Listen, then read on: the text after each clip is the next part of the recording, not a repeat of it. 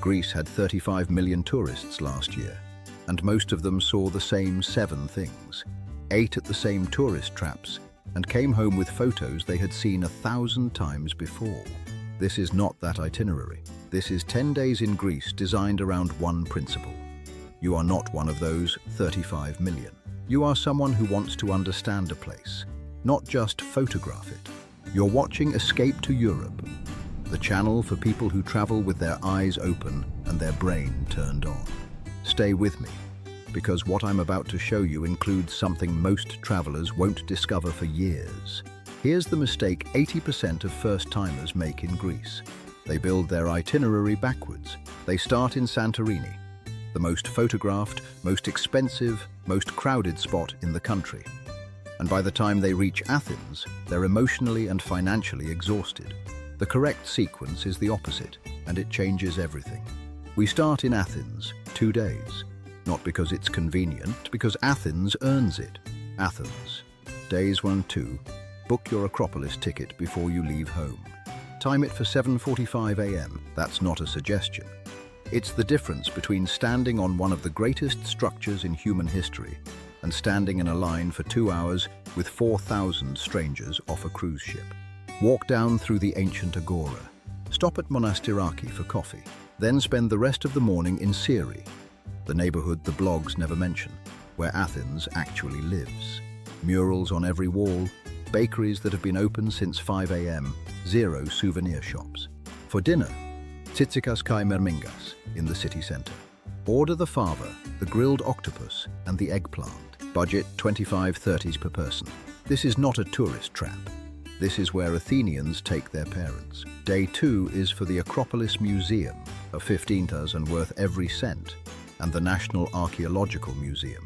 By afternoon, you'll have a mental map of 3,000 years of Western civilization. That context is what makes everything that comes next hit harder. Now here's the moment that makes this itinerary different from every other Greece guide you've read. Day 3, we leave Athens and drive south, not to a port, not to a ferry. We drive to the Peloponnese, and specifically to a beach called Voidokilia. Last year, Christopher Nolan spent $250 million filming the Odyssey. Matt Damon, as Odysseus, filmed key scenes at this exact beach and at Methoni Castle, 20 minutes down the road. The film opens July 17th, 2026. And right now, today, you can stand on that same horseshoe bay with the same Ionian light and 0 crowds. The Peloponnese is the Greece that Greece forgot to market, and that oversight is your advantage. The Peloponnese, days 3 and 4. Rent a car in Athens before you leave. Budget £40, £50 per day. This is non-negotiable. Public transport in the Peloponnese is sparse, and the point is to move at your own pace. The drive south takes about 3 hours. Stop in Nafplio first, Greece's first modern capital, before Athens took the title. Spend the night here. Walk the Palamidi fortress at sunset, free entry after 3 p.m. Have dinner at Aiolos Taverna in the Old Town. Day 4, Voidokilia Beach in the morning. Methoni Castle after lunch, a Venetian fortress from the 13th century, sitting on a peninsula above the sea, almost always empty. Then Kalamata for the night, famous for its olives and for having an international airport that now connects to 22 European destinations, worth knowing for future trips. What nobody tells you about the Peloponnese. You are driving through the landscape that Homer described. Mycenae, Sparta, Epidaurus, all within reach.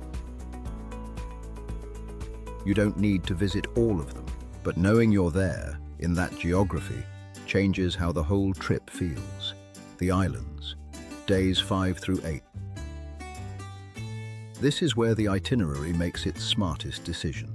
Most first-timers go straight to Santorini. We go to Milos first. Here's why that matters. Santorini receives 2 million visitors per year. Milos receives 200,000. The volcanic geology is similar. The blue water is the same. The photography is equally spectacular. Sarakiniko beach on Milos looks like a lunar landscape above turquoise water, and you'll have it nearly to yourself. Average hotel in Santorini in peak season, 350 to 400 per night. Comparable quality in Milos, That's a real difference across 3 nights. Ferry from Piraeus to Milos. 42 operated by Sea Jets or Blue Star ferries. Book 3-4 weeks in advance in summer. Do not leave this to the last minute. Spend 2 full days in Milos. Rent an ATV or small car, 25-35 per day, and circumnavigate the island. Stop at Kleftiko. Sea caves accessible only by boat tour, 35-40 fos per person, and the undisputed highlight of the island. If this kind of itinerary, real logistics, real numbers, none of the generic stuff, is what you're looking for, subscribe to the channel. This is what we do here. Then ferry to Santorini, 2 nights, because Santorini deserves to be the finale, not the appetizer. At this point in the trip, Santorini lands differently. You've earned it. You've had the quiet beach, the empty fortress, the local taverna that felt like a discovery. Now the caldera view from Oya, the wine tasting at Santo Wines, the sunset from Skaros Rock. They hit the way they were supposed to. The first time you saw a photo of them and thought, I need to go there. This is the sequence. Athens earns the context. The Peloponnese earns the depth. Milos earns the contrast. Santorini earns its own mythology. Ferry logistics. What nobody explains, clearly use ferryhopper.com to search all routes and book in one place. Book at least 3 to 4 weeks ahead between June and August. Never book a ferry on the same day as your international flight home. Weather delays are real, cancellations happen, and you cannot argue with the Aegean wind. 1 luggage rule for island hopping, 1 rolling bag maximum.